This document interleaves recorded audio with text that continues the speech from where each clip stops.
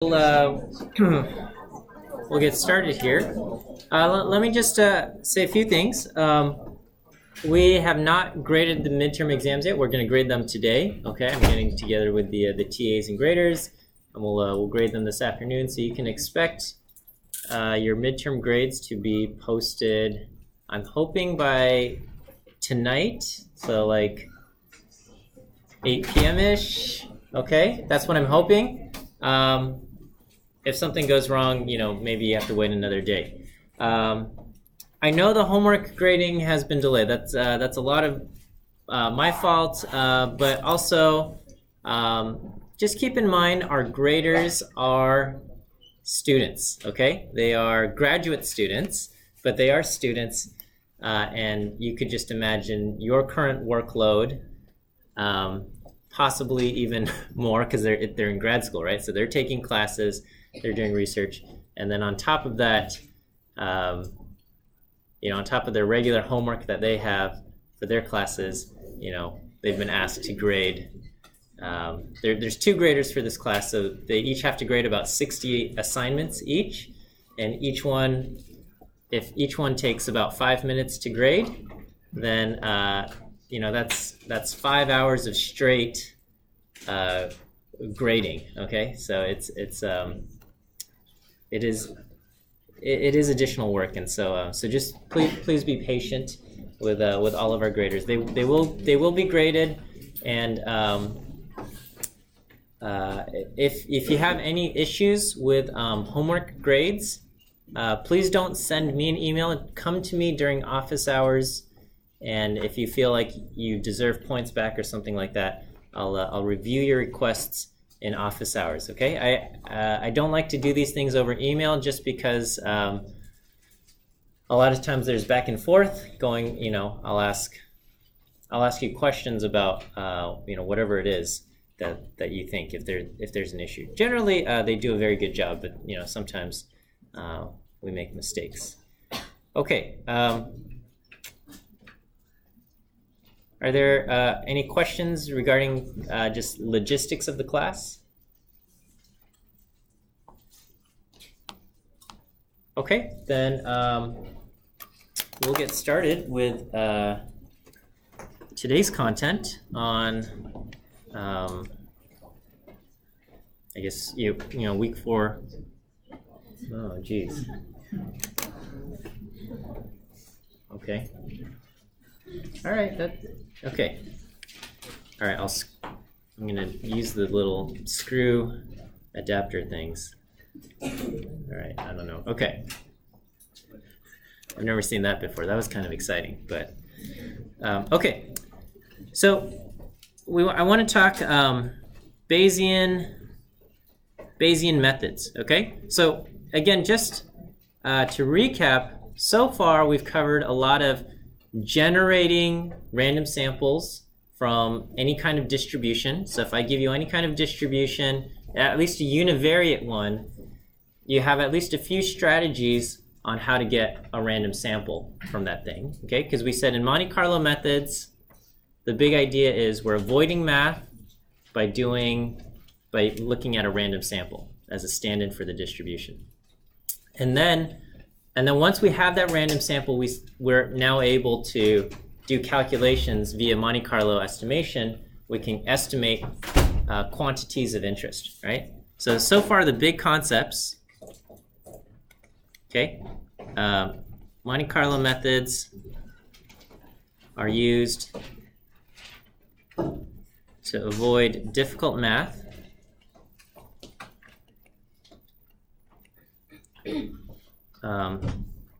By using random values to understand the distribution. So rather than trying to do calculus on the distribution function itself, we're just using random values as a stand-in. Okay, and then we have strategies for generating random samples.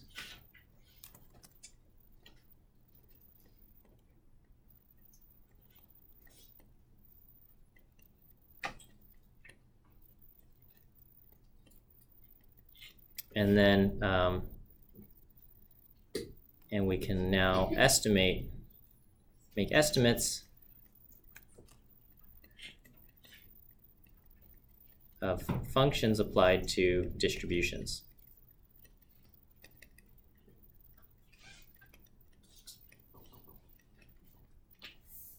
Okay, so that's what we've done so far. And then, and now we're going to enter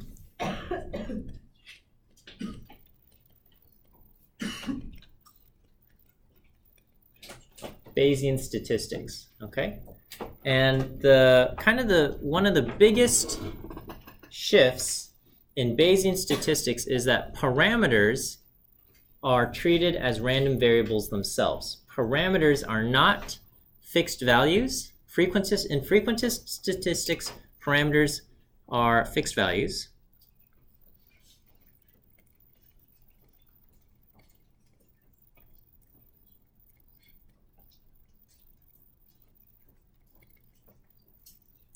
And you might use something like maximum likelihood estimation to get an estimate of what that fixed value is, right? Or you have different ways to estimate what that fixed value is, okay?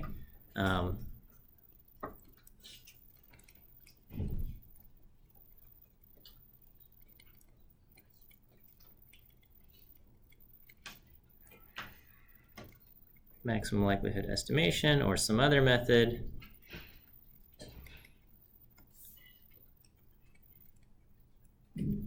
to estimate that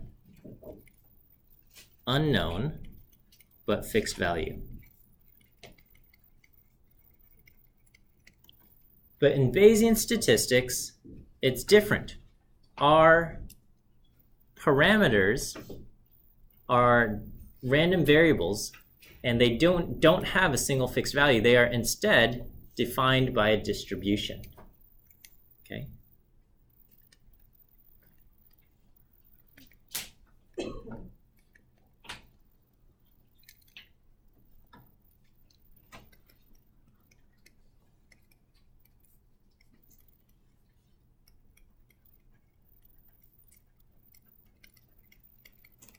Random variables defined by a probability distribution.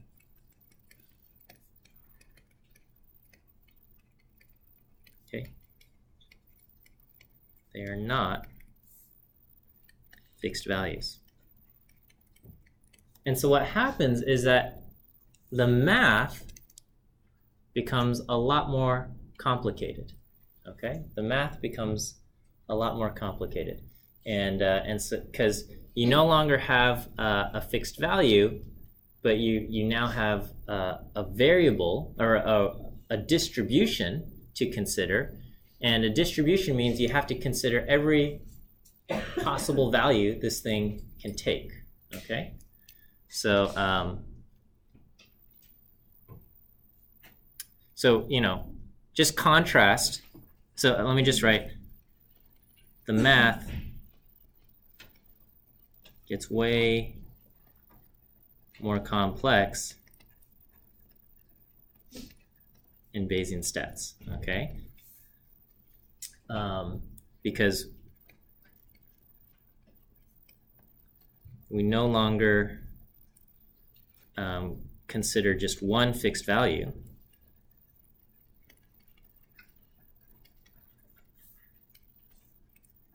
But we must consider all possible values of the parameter.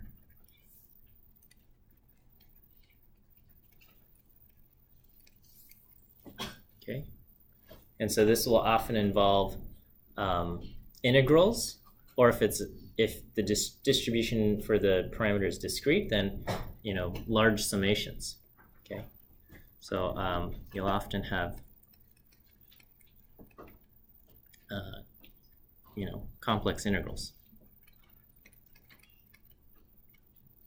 All right, and so this is why Monte Carlo methods are often applied to Bayesian statistics, is because the math in Bayesian statistics is too complex for our traditional math mathematical approach. Okay. So we often use Monte Carlo methods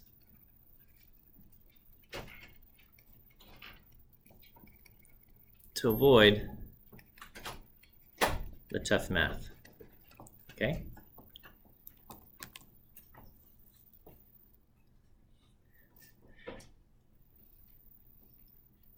So, I mean, that's like the big theme of the class, right?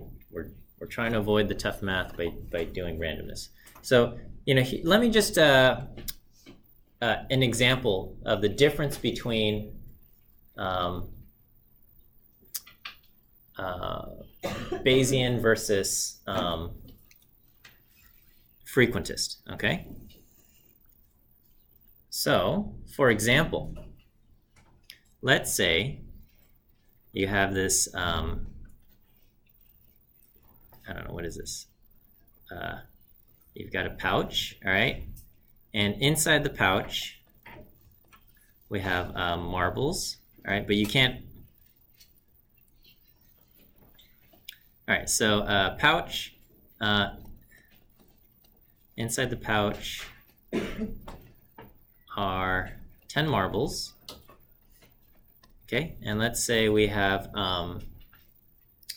red marbles versus blue marbles, okay? Red marbles and blue marbles. Okay, right now, we don't know what's in the pouch.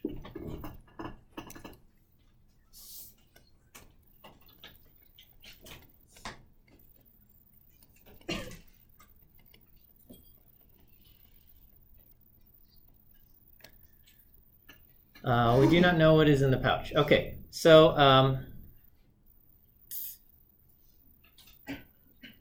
in Frequentist,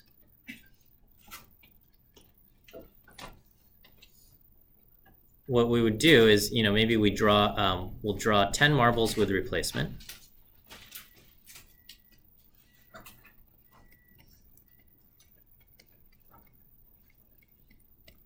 Okay.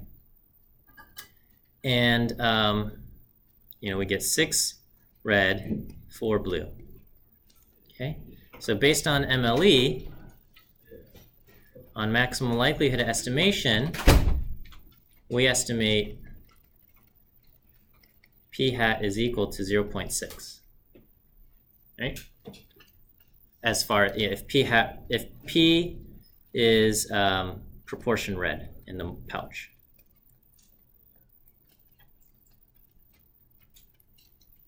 Okay, and then so someone says, what if you draw 4 marbles? What's the probability you will get 2 red marbles out of 4? Okay, 4 marbles with replacement, right?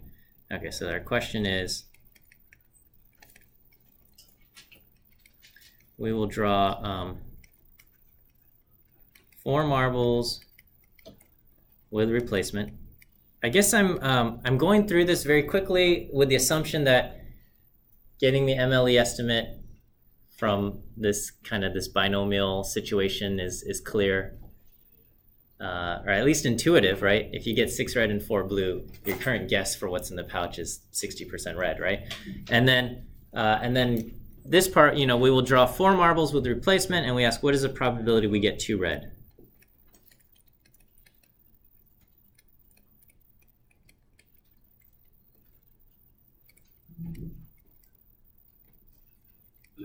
Okay, and so this will become binomial with n equal to 4, and our estimate of p is 0.6. So we would have and x is 2. So we would have 4 choose 2, 0.6 to the 2, and 0.4 to the 2. Okay, that's this is binomial, and this would be our answer.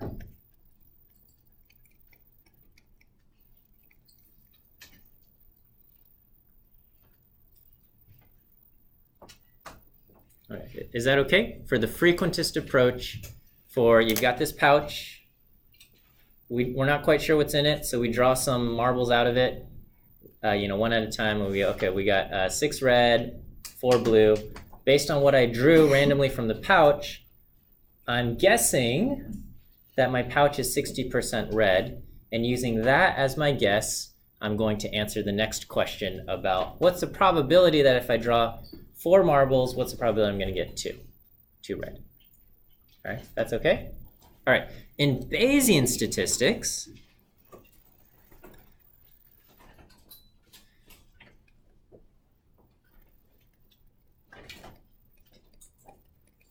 okay, P being the proportion red is a random variable. Okay, so we'll say P can be 0.1, 0.2. We're going to say we know that there's 10 marbles, right? 0.3, 0.4, 0.5, 0.6, 0.7, 0.8, or 0.9, okay? Because we've known there's got to be at least 1 red in there and 1 blue in there, so we know it can't be 0% red, and we know it can't be 100% red. And because there's only 10 marbles, P can be any one of these 9 values, anywhere from 0.1 to 0.9, okay? All right, I'm going to avoid doing this, but we'll say prior to drawing anything, we will say any of these values between 0.1 and 0.9 are equally likely. Okay, we're going to say all 9 of these values are equally likely, so they each have a probability of 1 over 9, 0.1111111. Okay, so before looking, so we'll say prior to looking at any data,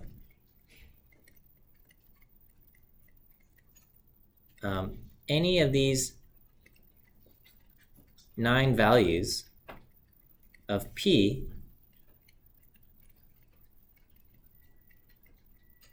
are equally likely. Is that okay? So in Bayesian statistics, P is a random variable. P could be any one of these 9 values. We're not quite sure. Okay? Can't be 0 because we know there's at least 1 blue, and it can't. It can't be 0 because we know there's at least 1 red. Can't be 100% 1.0 because we know there's at least 1 blue in the pouch. Okay, but we also know that there's 10 marbles in the pouch. Okay, so we'll say any of these 9 values of P are equally likely, and then we look at our data, and we get 6 red and 4 blue. Okay, and so what we do is, now that I've seen some data, we update the probability distribution of P.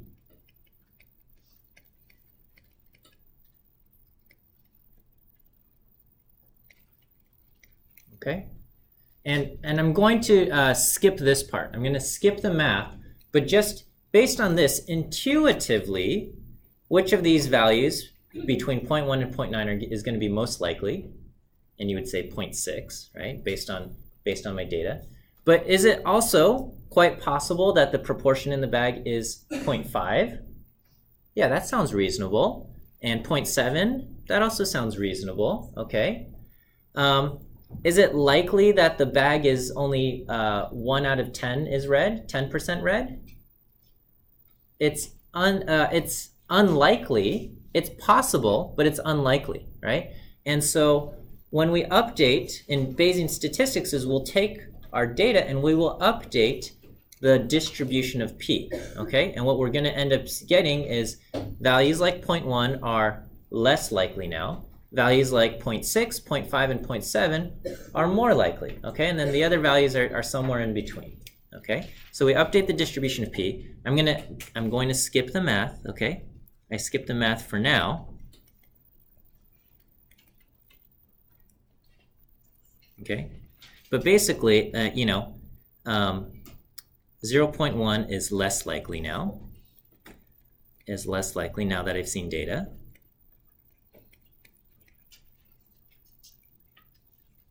Okay, so p equal to 0.1 is less likely. P equal to 0.6 is the most likely value. Okay, but it's not for sure that p is equal to 0.6, right? In Frequentist, we just said my best estimate is 0.6, let's go with that. Okay, but here we're going to say p equal 0.6 is the most likely value, but it's not for sure. P equal to 0.5 and p equal to 0.7 are also likely values. Okay, so we're going to have a new distribution of p over its all possible values. There's still 9 possible values for p, but we've updated our distribution. Some are more likely, and other values like 0.1 and 0.2, even p equal to 0.9 is much less likely, because the fact that I drew 4 blue marbles means the probability of it being 90% red is unlikely. Okay, conceptually, does that make sense? Okay, so we now have an updated distribution of p. Okay, so after our data, after seeing our data, we have an updated distribution of p.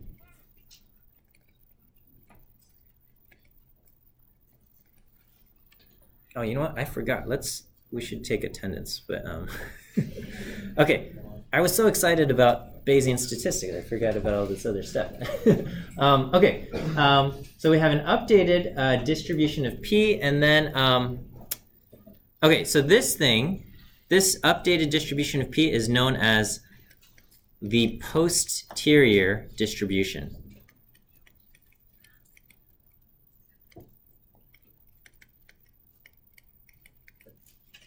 Okay, the posterior distribution. It's what happens post viewing the data. Okay, this prior to looking at any of the data, we said all of these 9 values are equally likely. This is known as the prior distribution. Okay.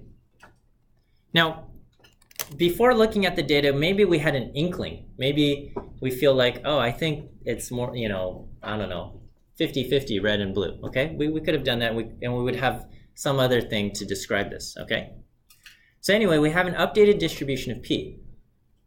Okay, and that's what happens. We don't say p hat is 0.6. We just say here's our updated distribution. Maybe 0.6 is the most likely in my updated distribution, but yeah, 0.5 and 0.7, these are also pretty likely things. Okay, and now the calculation, the question, if we asked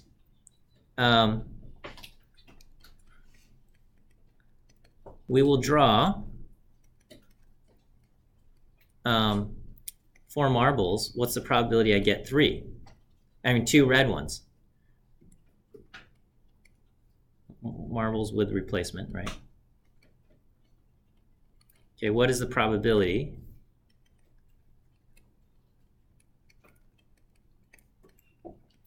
I get 2 red marbles? Okay, how are we supposed to answer this question? Because I don't have a single value for estimate for p anymore. I have a distribution of p. I have 9 possible values.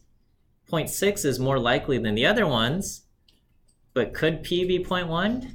It could be. It's less likely, but it could be. Okay, so the way we have to answer this is we have to consider every possible value of p, and we weight it by the probability of that possibility. Okay, so and that's why the math gets really complex, right? So to answer,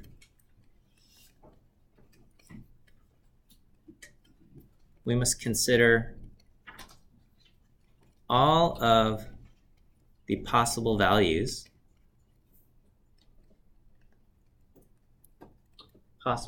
of p, and we weight them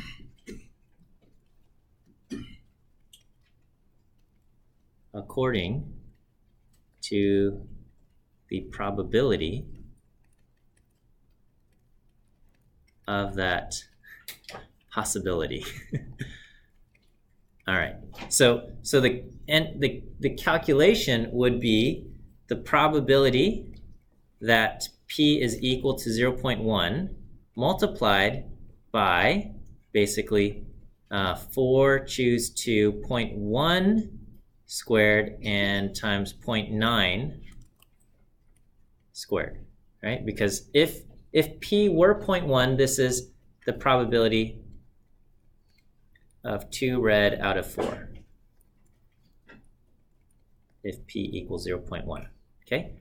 Plus the probability that p equals 0.2 times 4 choose 2, 0.2 to the 2, 0.8 to the 2. So this is, the probability that p is equal to 0.2 times the probability of 2 red out of 4 if p equals 0.2, okay?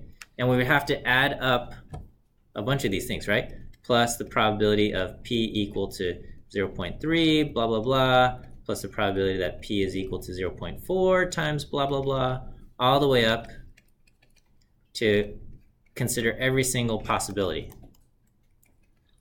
0.9 times blah, blah, blah, okay? That's what we would have to do. So this is a lot more effort, but this would be our answer in Bayesian statistics, because we would consider not just our estimate based on our data. Our estimate based on our data in Frequentist says p hat is 0.6, let's just use that and go, okay? In Bayesian, we say, we only looked at a little bit of data. I don't want to eliminate these possibilities that p could be 0.5 or p could be 0.7 or p could be 0.4. These are still possible things, so I got to consider them. But we're not going to give every one of these possibilities equal consideration. We're going to give, p equal to 0.6 the heaviest consideration, and things like p equal to 0.1, they're going to get lower consideration. And that's what we would do, okay? What would we do if p was continuous? So in this example, we had a pouch and we knew that there's exactly 10 marbles in this pouch. But what if we had an unknown number of marbles in the pouch, okay? Suddenly p is a continuous variable, and p could be any value basically from 0 to 1 continuously, right? Obviously we can't do add up these infinitely, and we would have to do an integral across every single possible value of p defined by this continuous distribution multiplied by the resulting probability considering every single possible value of p, right? So and we can see the math getting really messy, and this is like as simple of an example as you can have. You've got this binary binomial case where you're just drawing marbles out of a thing, but we can see how the math in Bayesian statistics gets messy. So Monte Carlo methods is a suitable approach for answering these questions, okay? What if p is continuous? Okay, so, for example, the number of marbles in the pouch is unknown, right?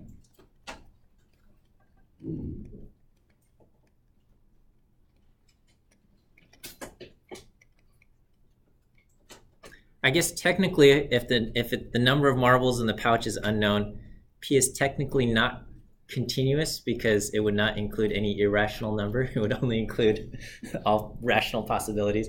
But I don't know. I think we would just have to treat it as continuous. I don't. You still have a countably infinite number of rational possibilities, which anyway. Okay, we won't go there, right? So what if p is continuous? Okay, now we would have to do use an integral to answer. Okay, we still consider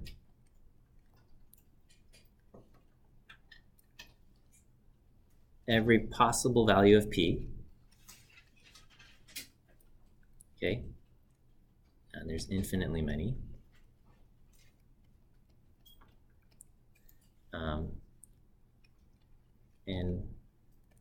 weight it by its probability.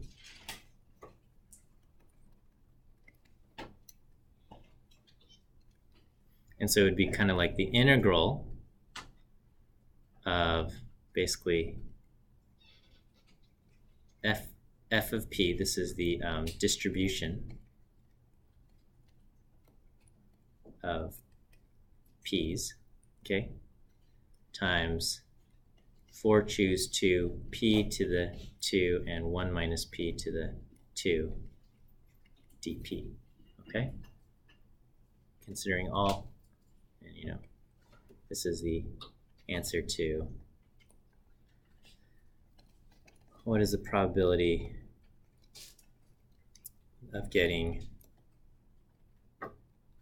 2 red out of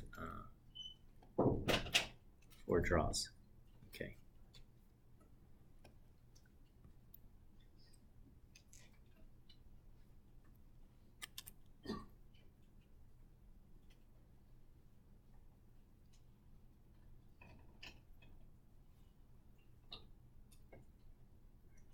Is this okay? Conceptually, what we're doing in Bayesian statistics is that we no longer have a single fixed value for the parameter. We have a distribution on that parameter, okay? That distribution could be discrete, like you've got 10 marbles, so you know P has to be somewhere like 0.1 or 0.2 or 0.3, okay? Or that distribution could be continuous. You have an unspecified quantity of marbles in this bag. What is the proportion of marbles that are red? Okay, then it's a continuous variable somewhere between 0 and 1. Okay. Okay, and so this brings us to the beta binomial distribution. Okay. This is our classical introduction to Bayesian statistics. Okay, so this is going to be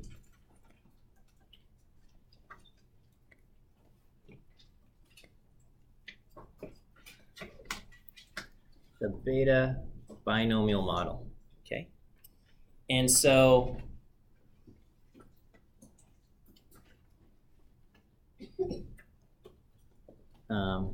we're familiar with the binomial distribution, right?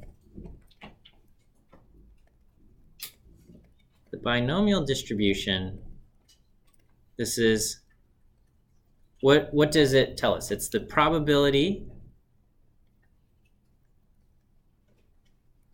of what? Of observing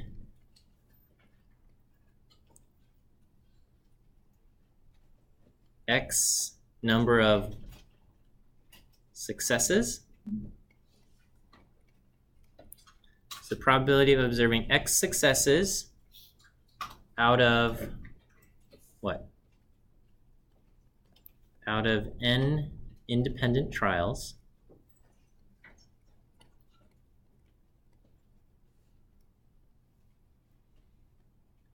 where each trial has probability P of success. Okay, and this is N choose X, P to the X, 1 minus P to the N minus X. This is the probability that random variable X takes on this value.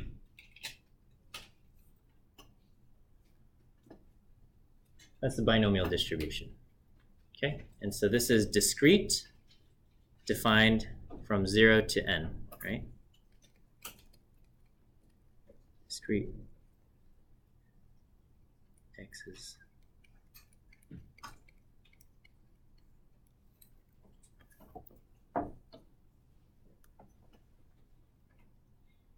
Okay, so that's a binomial distribution. And then we have the beta distribution. Okay, the beta distribution, this is a continuous distribution defined from 0 to 1. Okay? And you can think of the beta distribution as a distribution of probabilities.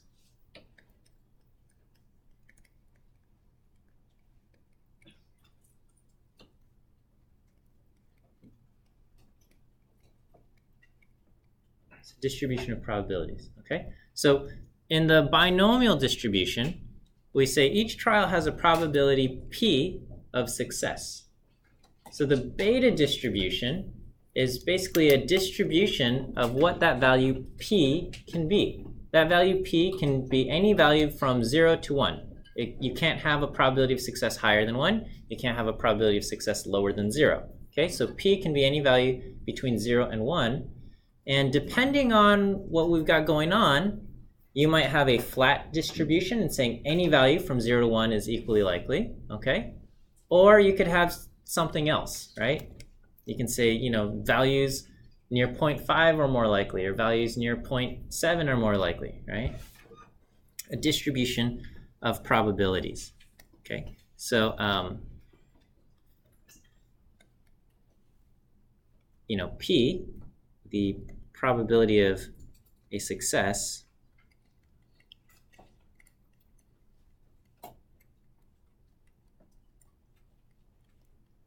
can be any value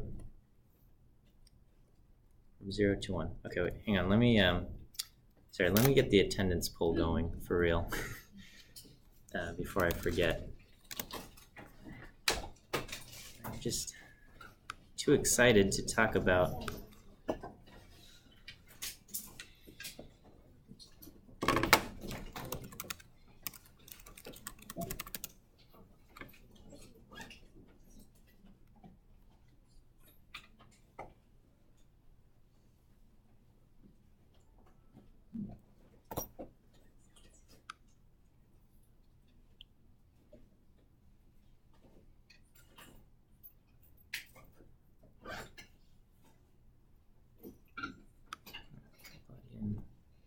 I just did this.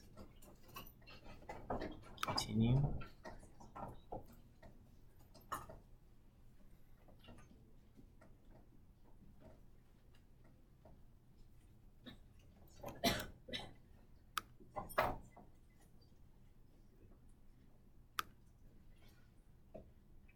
Okay.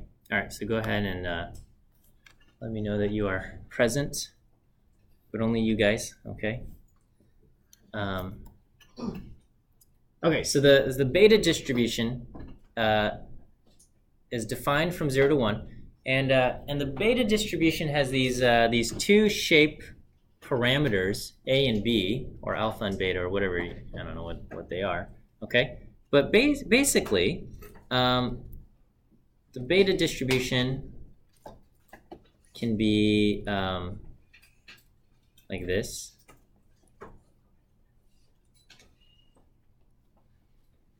Okay, and so this is beta 1, 1.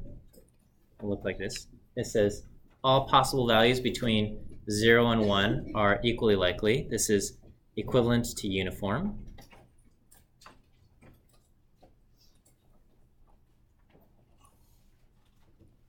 You can have something like beta 2, 1.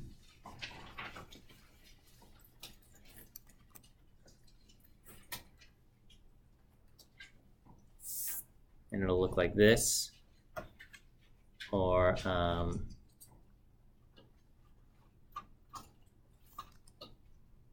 beta 3, 3.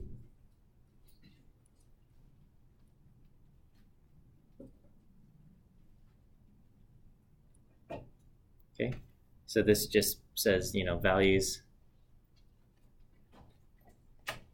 near 0.5 are more likely.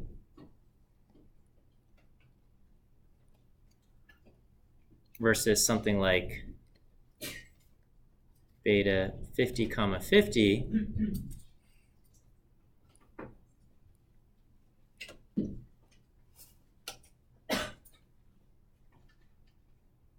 Okay, which says values near 0.5 are very likely.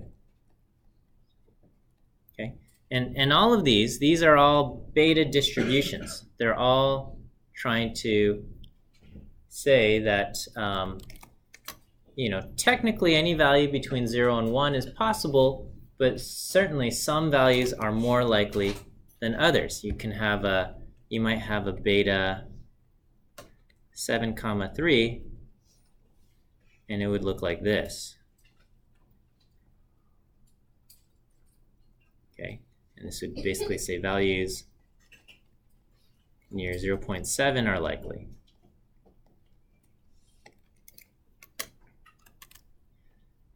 So that, again, the beta is a distribution of basically possible values of a probability, that P. Okay, so P is the probability of getting red, the proportion that's red in the bag, or the probability of a success for some kind of binomial trial. And the beta is the distribution of possible values for P.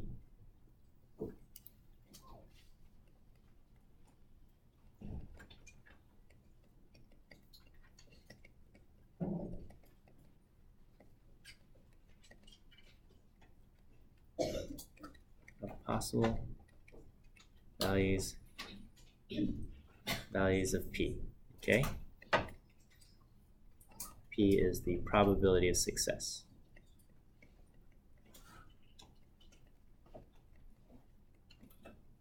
Here, I'll just draw some of these in R, just so you can see that I'm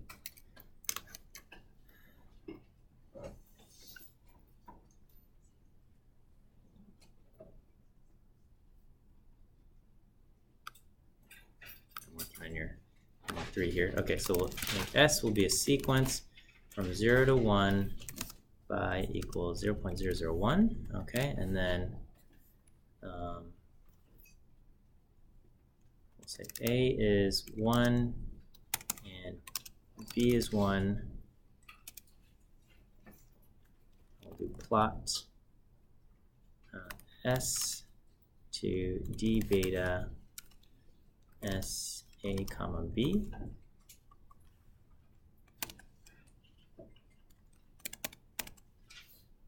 Oh, type equals L. And X, Y lim equals, let's do 0, 5. Okay, so I've got that, and then let me just do a few of these things. So we'll just do some lines here.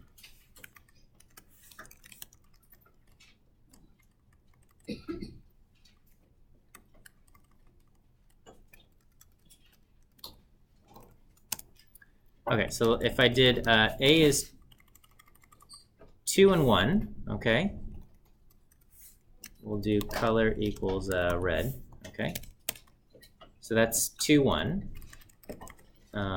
If I did 3 and 3,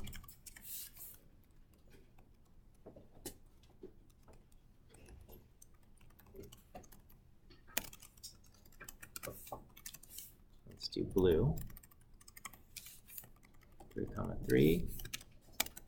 Okay, that's what 3, 3 looks like. This is what 50, 50 looks like. Maybe I'll do navy blue. Okay, so that one is a lot skinnier and a lot taller. You can have something in between. Let's do dark green. And here I'll do 3 and 7. Okay, 3 and 7 will center it around 0.3. Okay. So these are all different options. 1.5 and 1.5 will draw something that looks like you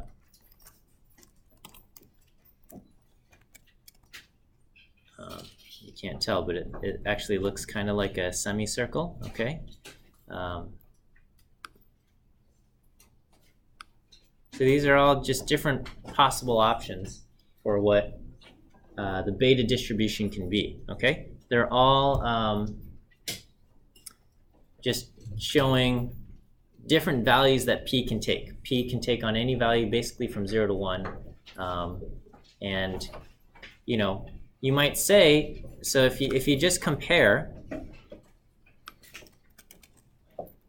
say this, and let's just do 20 and 20. Okay, so these are both of these distributions are centered at 0.5. Okay, but this tall spiky one says we're a lot more confident that p is near 0.5, and then the wider one says, yeah, 0.5 is the most likely value, but you know, values like 0.6 and 0.4 are quite likely, and 0.8 and 0.2 are also possible. Whereas in the tall spiky one, you're like certain that it's not going to be 0.8 or 0.2. Okay, we'll continue this discussion on Friday as far as how it works in Bayesian thinking.